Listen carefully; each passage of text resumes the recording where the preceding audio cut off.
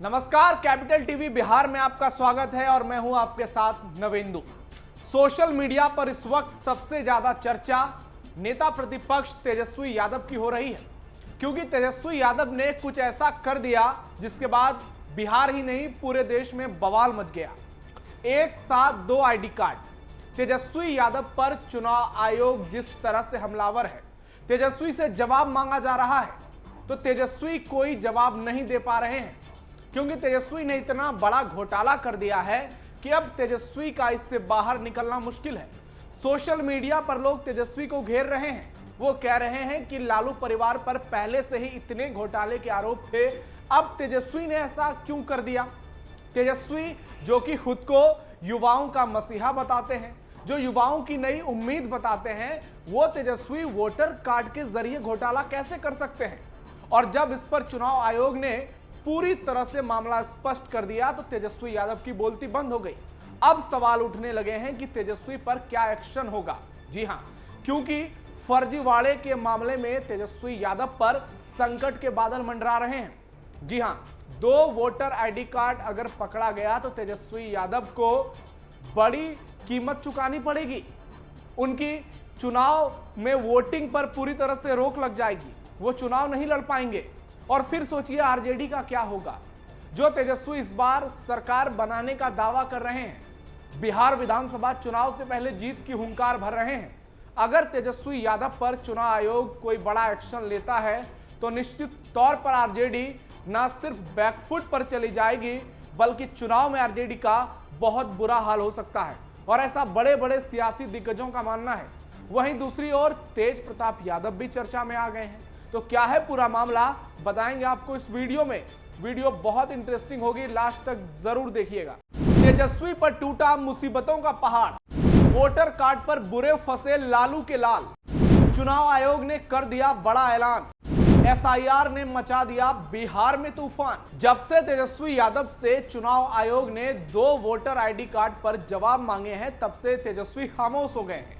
उन्हें समझ में नहीं आ रहा है कि चुनाव आयोग का जवाब कैसे दिया जाए, क्योंकि शायद तेजस्वी के पास जवाब नहीं है। कैसे बहुत ज्यादा तामझाम करते हुए तेजस्वी यादव ने मीडिया के सामने जो अपना ईपिक नंबर शेयर किया और उसके बाद चुनाव आयोग ने जो खुलासा किया, उसमें जमीन आसमान का अंतर नजर आया। इसके बाद पूरे बिहार में बवाल मच गया। एनडीए तेजस्वी पर ना सिर्फ हमलावर हो गया, बल्कि तेजस्वी पर बड़ी कार्रवाई की मांग करने लगा। और अब तेजस्वी यादव बुरी तरह से फंस चुके हैं। उन पर संकट के बादल ना सिर्फ मंडरा रहे हैं, बल्कि बहुत जल्द उन पर बरसने वाले हैं। जी हां, चुनाव आयोग पर अब सबकी नजर टिकी हुई है, और उससे पहले तेजस्वी यादव पर, जिनके खिलाफ पटना में शिकायत दर्ज हो गई है। जी हां, अब तेजस्वी यादव पर बड़ी कार्रवाई देखने को मिल सकती है, क्योंकि अगर तेजस्वी दोषी पाए जाते हैं तो निश्चित तौर पर उन पर एक्शन होगा, और एक्शन हुआ तो आरजेडी वाकई में चुनाव से पहले पार्टी में ना सिर्फ टूट होगी, बल्कि एनडीए के लिए बल्ले बल्ले हो जाएगा। बीजेपी का तेजस्वी पर फर्जीवाड़े का आरोप। एक और जहां आरजेडी संकट में फंसी हुई है, वहीं दूसरी ओर बीजेपी और एनडीए इस अवसर का पूरा लाभ लेना चाहती है। बीजेपी सांसद संबित पात्रा ने तेजस्वी पर अलग से प्रेस कॉन्फ्रेंस किया और सवाल पूछा कि तेजस्वी यादव के पास दो वोटर कार्ड आए कैसे, कहां से आए। पात्रा ने साफ कहा कि जिस तरह से कांग्रेस और आरजेडी चुनाव आयोग पर तीखा हमला कर रहे हैं, वो भारत को बदनाम करने की साजिश है। चुनाव आयोग और पटना के डीएम दोनों ने ही मसौदा वोटर लिस्ट में तेजस्वी का नाम दिखाकर मामले को स्पष्ट किया है। ऐसे में तेजस्वी ने चुनाव आयोग की ओर से जारी वोटर लिस्ट पर वोटरों को गुमराह करने की कोशिश की। तेजस्वी यादव ने रोते हुए कहा कि उनका नाम वोटर लिस्ट में नहीं है, इसलिए वो बिहार चुनाव में वोटिंग कैसे करेंगे। फिर चुनाव आयोग और पटना डीएम ने सच्चाई का खुलासा किया और बताया कि तेजस्वी यादव का नाम और ईपिक नंबर भी मौजूद है, और उनका नाम एसआईआर के बाद जारी वोटर लिस्ट से नहीं काटा गया है, और बकायदा इसकी पूरी डिटेल्स भी सामने आ गई। बीजेपी ने सीधा आरोप लगाया कि तेजस्वी यादव फर्जीवाड़ा कर रहे हैं, और अगर पार्टी के सर्वोच्च लीडर के पास दो ईपिक नंबर है तो कार्यकर्ताओं का हाल क्या होगा। जी हां, बीजेपी ये सवाल कर रही है कि कहीं तेजस्वी की तरह घोटाला तो आरजेडी के दूसरे कार्यकर्ताओं ने नहीं किया है। इस पर भी बवाल मच रहा है। दो वोटर कार्ड पर क्या है नियम कानून? दरअसल वोटर आईडी सिर्फ एक पहचान पत्र नहीं है, ये एक ऐसी चाबी है जो देश के लोकतंत्र को आकार देने में नागरिक की भागीदारी के अधिकार को खोलती है। वोटर आईडी कार्ड व्यक्ति की पहचान को बताता है, साथ ही चुनावी प्रक्रिया की अखंडता भी सुनिश्चित करता है। इसी के जरिए लोग अपने पसंदीदा प्रतिनिधियों को वोट दे पाते हैं, जिससे एक सरकार का चयन होता है, और यही लोकतंत्र की खूबसूरती है। ये ग्राम पंचायत से लेकर देश की सरकार तक पूरी तरह से वैध है। ऐसे में अगर कोई व्यक्ति एक से ज्यादा वोटर आईडी कार्ड रखता है तो ये कानूनी अपराध भी है, जिसके लिए कड़ी सजा हो सकती है। कानून में स्पष्ट किया गया है कि किसी भी व्यक्ति के पास एक से ज्यादा वोटर कार्ड यानी एपिक नहीं होने चाहिए। दो वोटर आईडी कार्ड रखना या वोटर रजिस्ट्रेशन के दौरान गलत जानकारी देना जनप्रतिनिधित्व एक्ट 1950 की धारा 31 के तहत दंडनीय अपराध है। अलग अलग वोटर लिस्ट से मतदाता पहचान पत्र पाए जाने पर 1 साल तक की कैद, जुर्माना या दोनों हो सकते हैं। यह नियम पारदर्शी और निष्पक्ष चुनावी प्रक्रिया बनाए रखने के लिए है।